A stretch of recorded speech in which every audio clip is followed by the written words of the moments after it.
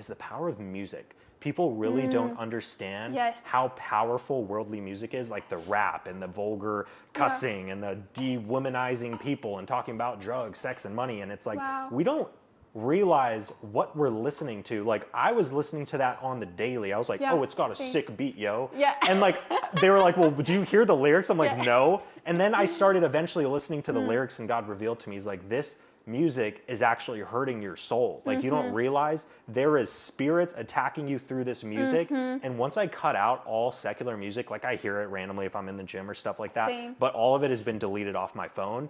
And after doing that for years, the spiritual effect of only listening to worship music, things that only honor God, has been like night and day difference over time. And I'm just like, now when I hear secular music, worldly music, I actually feel its effects. Like, I feel like anger swelling up and bitterness, and I'll feel like just sin, like I'll feel temptation. Like, it's weird. Like these, I'm like, why do I feel this way? Because like somebody I'll be in the car with is playing it. I'm like, I do not like how this is making me feel. And it's like not a placebo, because I was cool with it. I'm like, you do your thing. And I'm like, now I'm not cool with it because of how I feel like it's affecting my heart. It's crazy. It is so, so true. There was this TikTok I was watching. It's a rapper, and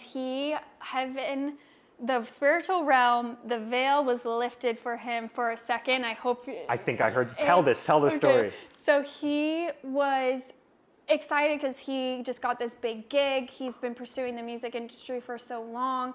And I honestly don't remember his name, but it was a TikTok video.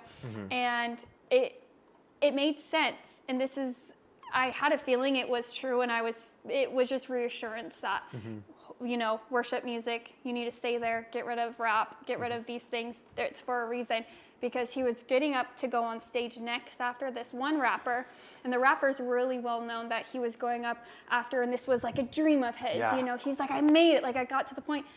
Then the veil lifted, and he saw this well-known rapper doing his thing, and spirits were coming out of his mouth into the crowd, into the people. And then he looked at the people, and they were getting more, like the women were being more sexual. There was violence breaking out. There was mosh pits. There was way more violence. People were getting angry, like fighting. Like, he would see these spirits then go into these people, and then the people would act accordingly of what spirit was being released into them. And he was never the same after. Yeah, he's like, I'm out. He was out. He's Peace. done. He's done. Now, I mean, he uses his platform to talk about that. That's his, big testimony.